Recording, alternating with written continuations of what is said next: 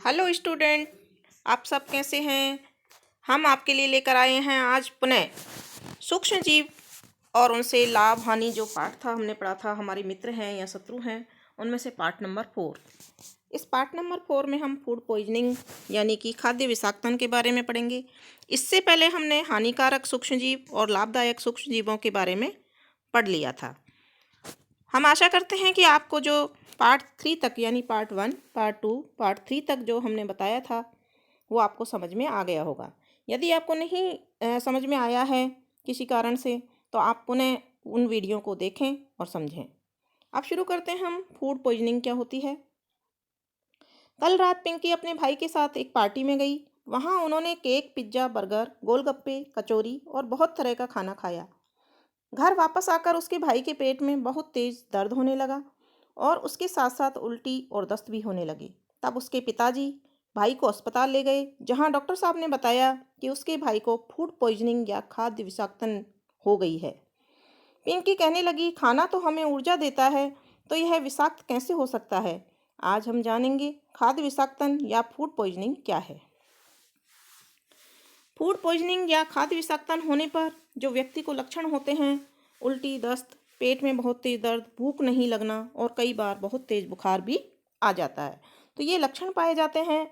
और food poisoning होता क्या है कि बच्चों, जब हम कई तरह के खाने या फिर बासा खाना जिसमें सूक्ष्म जीव उत्पन्न हो गए हों हानिकारक, और उस खाने को खराब कर दिया हो, तो ऐसे खाने को अगर हम खा लेते हैं तो हमें फूड पॉइजनिंग हो जाती है या खाद्य विषाक्तन हो जाता है। तो हम देखते हैं इन लक्षणों के साथ साथ कि इन फूड पॉइजनिंग और खाद्य विषाक्तन होने के लिए कौन से सूक्ष्म जीव उत्तरदायी हैं। तो यहाँ दो जीवों के नाम दे रखे हैं, ई कोलाई और साल्मोनेला। ई कोलाई और साल्मोनेला नामक सूक्ष्म जीव, ये दोनों सूक्ष्म जीव हैं, इनको अंडरलाइन कर दीजिए। खाद्य पदार्थ को विषाक्त कर देते हैं, विषाक्त यानी जहरीला कर देते हैं। और उस खाद्य पदार्थ को अगर हम, जिनमें ये दोनों सूक्ष्म जीव पाए जाते हैं, उस खाद्य पदार्थ को यदि हम खा लें तो हमें फूड पॉइजनिंग हो जाती है। अब इससे बचाव के उपाय क्या है, खाद्य विषाक्तन से बचने के उपाय। तो इसमें नंबर 1 पॉइंट है, हमेशा साफ व ढका हुआ खाना खाएं, यानी कि हमें कभी खुला हुआ और गंदा खाना नहीं खाना चाहिए। नंबर 2, खाना खाने से पहले व बाद में या खाना बनाने से पहले हाथ जरूर धोने चाहिए।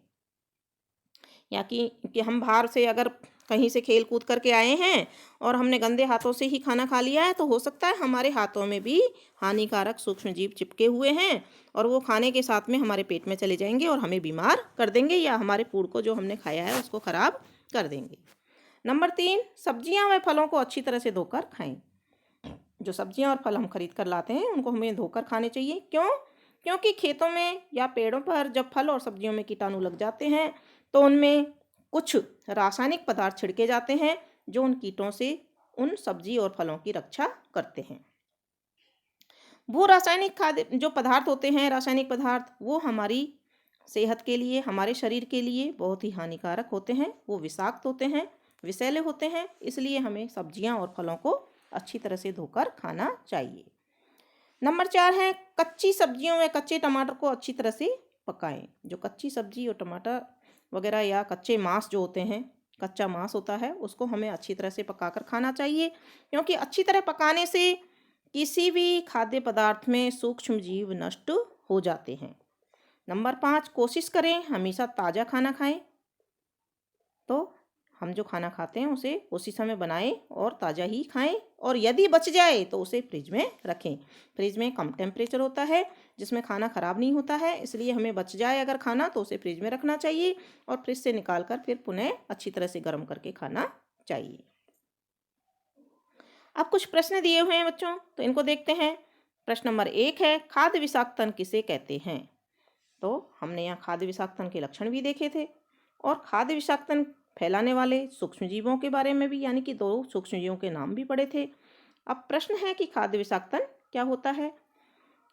कि जब हम ऐसा खाना खा लेते हैं जो कि हमारे शरीर के लिए हानिकारक हो, यानी कि बासा खाना सड़ा हुआ खाना या गंदा खाना खाने से हमारे शरीर में हानिकारक सूक्ष्मजीव पहुंच जाते हैं और हमें उल्टी, दस्त और पेट दर्द होने लगता है। इसको हम खाद्य विषाक्तन कहते हैं।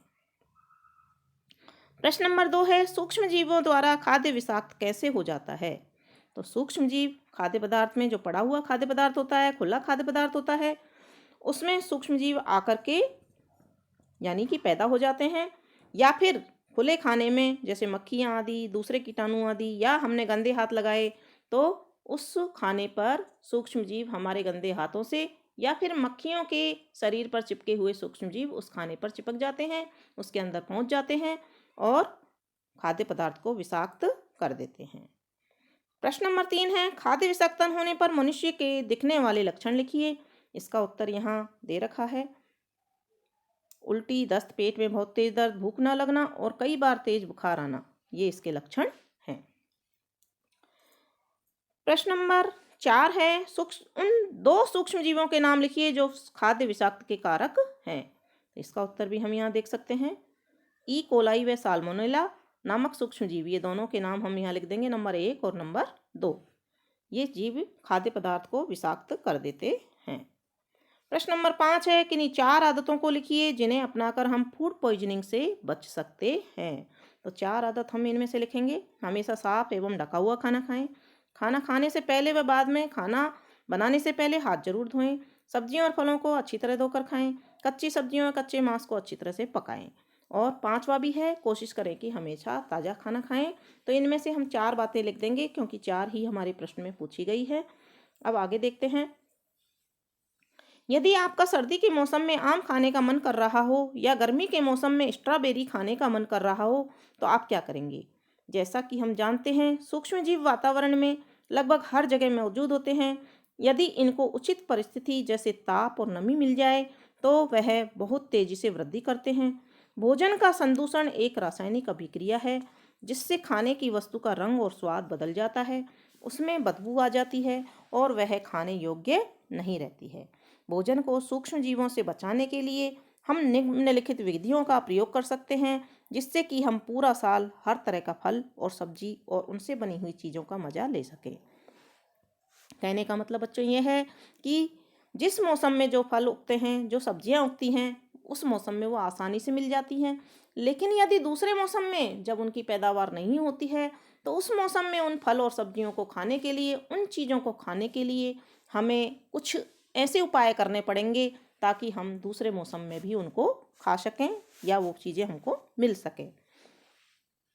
तो ऐसी चीज़ों के जो हमें सूक्ष्मजीवों से बचाना होगा और भोजन को सूक्ष्मजीवों से बचाव या खाद्य परिरक्षण के जो उपाय हैं हम देखते हैं। पहला उपाय है रासायनिक उपाय। जीवों और सूक्ष्मजीवों से बचाने के लिए कुछ रसायन मिला देते हैं जैसे कि सोडियम बेंजोएट और सोडियम मेटाबाइसल्फाइड, जिन्हें हम परिरक्षक कहते हैं। इनको मिलाने से चीज़ें खराब नहीं होती हैं। दूसरा है नमक द्वारा परिरक्षण। मांस, मछली, आम को सूखे नमक से ढक देते हैं जिससे कि सूक्ष्म जीवों की वृद्धि नहीं होती है। जो हमारा नमक होता है वो सूक्ष्म जीवों को दूर रखता है, इसलिए ऐसी चीज़ों को हम सूखे नमक से ढक देते हैं। तीसरा उपाय है चीनी द्वारा परिरक्षण। चीनी के प्रयोग से खाद्य पदार्थों की नमी में कमी आती है जो जीवाणुओं की वृद्धि को रोकती है।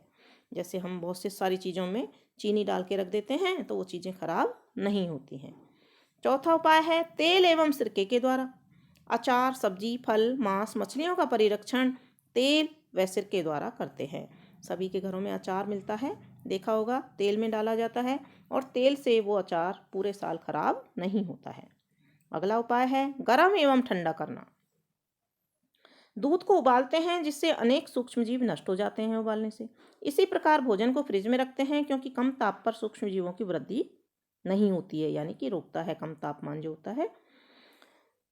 अगला है पाश्चुरीकरण। दूध को 70 डिग्री सेंटीग्रेड पर 15 से 30 सेकंड के लिए गर्म करते हैं, फिर एकाएक ठंडा कर देते हैं और उसको थैलियों में भर देते हैं। ऐसा करने से सूक्ष्मजीव की वृद्धि रुक जाती है और इस प्रक्रिया को पाश्चुरीकरण कहते हैं, जिसकी खोज सबसे पहले लुई पाश्चर नामक वैज्ञानिक ने की थी। और पाश्चुरीकृत दूध को हम बिना उबाले भी इस्तेमाल कर सकते हैं क्योंकि वो पहले से ही कीटाणु रहित यानी कि सूक्ष्म जीवों से रहित होता है। अगला पॉइंट है भंडारण एवं पैकिंग। मेवे और सब्जियों को वायुरोधी सील किए गए पैकेट में रखा जाता है जिससे सूक्ष्म जीवों की सुरक्षा होती है। आप लोगों ने जैसे कुरकुरे और बहुत सारे मेवे जो आते हैं वो पैकेट में आते हैं और वायुरोधी होते हैं वो पैकेट।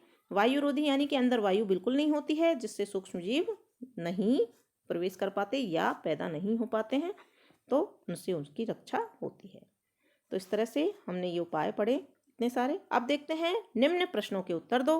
प्रश्न नंबर 1 है किन्हीं 2 रासायनिक परिरक्षक पदार्थों के नाम लिखो। तो हमने यहाँ 2 परिरक्षक पदार्थ जो हैं वो देखे हैं और उनके नाम यहाँ पर हम लिख सकते हैं कि कौन कौन से वो पदार्थ हैं जिनसे। तो यहाँ देखते हैं हम, एक तो है सोडियम बेंजोएट और दूसरा है सोडियम मेटाबाइसल्फाइड। तो नंबर 1 और नंबर 2 डाल करके हम दोनों के नाम लिख देंगे। अगला प्रश्न नंबर 2 है खाद्य परिरक्षण के कोई 4 तरीके लिखिए। तो यहाँ पर इतने सारे तरीके हैं, इनमें से हम 4 तरीके लिखेंगे। रासायनिक उपाय, नमक द्वारा परिरक्षण, चीनी द्वारा परिरक्षण, तेल एवं सिरके के द्वारा परिरक्षण, गर्म और ठंडा करना और भंडारण एवं पैकिंग करना। तो इनमें से हम 4 उपाय कोई से भी इस प्रश्न के उत्तर में लिख सकते हैं। प्रश्न नंबर 3 है अचार में अधिक तेल व नमक क्यों डाला जाता है? क्योंकि तेल और नमक जो है वो परिरक्षण का कार्य करता है, तो इससे सूक्ष्म जीवों की वृद्धि नहीं होती है, उत्पन्न नहीं होते हैं, इसलिए खाद्य पदार्थों में तेल और नमक डाला जाता है। आम से बनने वाली किन्हीं 4 चीज़ों के नाम बताओ जिनका हम परिरक्षण कर सकते हैं। तो आम से बनने वाली 4 चीज़ें हैं, आम से बनने वाला अचार, अमचूर जो कि पीस करके और सब्जियों में खटाई के रूप में डाला जाता है, आम पापड़ ये भी आम से बनाया जाता है और उसका परिरक्षण किया जाता है, और आम का मुरब्बा। ये 4 चीज़ें हम यहाँ पर लिख सकते हैं। तो कौन कौन सी 4 चीज़ें हुई? आम का अचार, आम का मुरब्बा, आम पापड़ और अमचूर। ये 4 चीज़ें हम यहाँ लिख देंगे। अब है आगे, वायुमंडल में 78% नाइट्रोजन पाई जाती है जो सभी सजीवों के लिए बहुत आवश्यक होती है। नाइट्रोजन प्रोटीन, क्लोरोफिल, न्यूक्लिक अम्ल व विटामिन के यौगिकों का अहम या मुख्य अवयव है।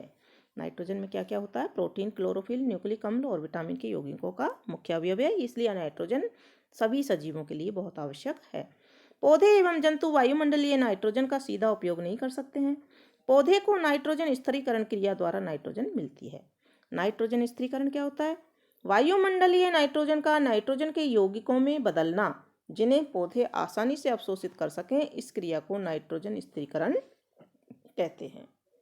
फलीदार पौधे के वर्ग के पौधों की जड़ों में राइजोबियम नामक जीवाणु पाया जाता है जो नाइट्रोजन के स्थिरीकरण में सहायता करता है। तो ये जीवाणु का नाम है राइजोबियम। कभी कभी बिजली कड़कने पर भी नाइट्रोजन का स्थिरीकरण होता है। तो ये नाइट्रोजन स्थिरीकरण के उपाय हैं, कैसे कैसे नाइट्रोजन स्थिरीकरण होता है, किस प्रकार से होता है, आगे देखते हैं।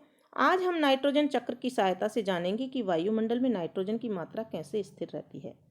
तो यहाँ पर नाइट्रोजन चक्र भी दिया हुआ है बच्चों, हम देख सकते हैं। पहले हम पढ़ लेते हैं। मिट्टी में उपस्थित जीवाणु व नीले हरे शैवाल वायुमंडल की नाइट्रोजन को नाइट्रोजन के यौगिकों में बदल देते हैं। यह नाइट्रोजन यौगिक मिट्टी में चले जाते हैं। पौधे की जड़ों द्वारा यह नाइट्रोजन यौगिक पौधे के अन्य भाग तक चले जाते हैं, वहाँ पर उनसे प्रोटीन व अन्य यौगिक बनते हैं। जो भी जंतु इन पौधों को खाता है तो यह नाइट्रोजन पादप प्रोटीन या अन्य यौगिक के रूप में उन तक पहुँच जाती है। अगला पॉइंट है, पौधे तथा जंतुओं की मृत्यु के बाद मिट्टी में उपस्थित जीवाणु और कवक इनके नाइट्रोजन अपशिष्ट को नाइट्रोजन यौगिक में बदल देते हैं जो पौधों के द्वारा फिर से उपयोग में किए जाते हैं। यानी पौधे और जंतु जब मर जाते हैं तो मिट्टी में उपस्थित जीवाणु जो होते हैं उनके शरीर को या उस पौधे को गला करके उसको नष्ट कर देते हैं और नाइट्रोजन अपशिष्ट को नाइट्रोजन यौगिकों में बदल देते हैं जो कि पौधों के द्वारा पुनः उपयोग में लिए जा सकते हैं। कुछ विशेष जीवाणु नाइट्रोजन यौगिकों को नाइट्रोजन गैस में बदल देते हैं जो वायुमंडल में चली जाती है। इस तरह से वायुमंडल में नाइट्रोजन की मात्रा लगभग स्थिर रहती है। इसको हमने इन पॉइंटों के द्वारा जाना है। अब हम इसमें देखेंगे कि नाइट्रोजन चक्र क्या है, इसमें दिया हुआ है, इसको हम देखते हैं।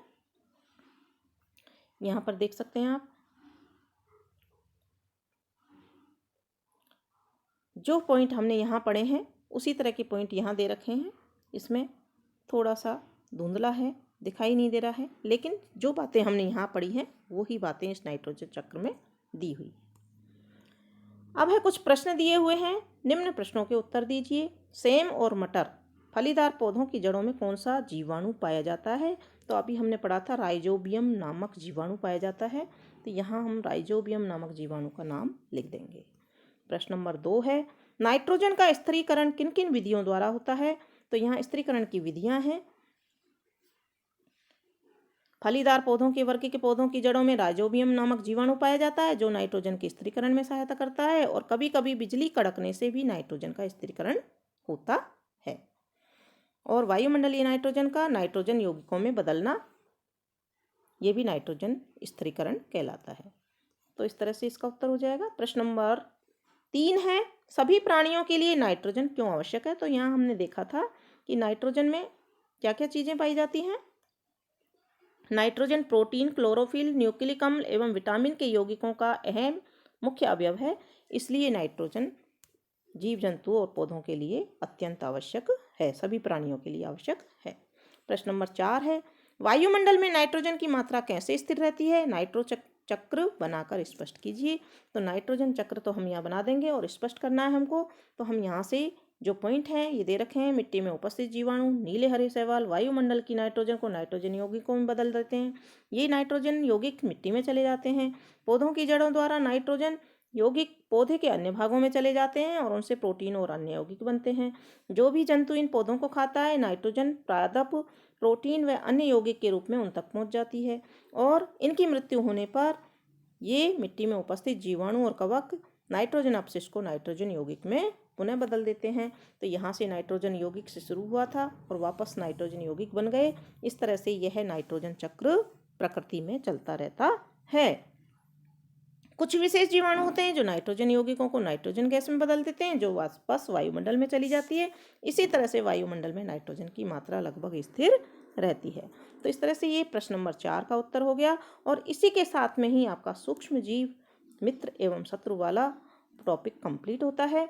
तो इस पार्ट 3 में आपने जो नाइट्रोजन चक्र के बारे में जाना है, इसके अलावा फूड पॉइजनिंग यानी कि खाद्य विषाक्तता के बारे में जाना है। यह आपको अच्छी तरह से समझ में आ गया होगा।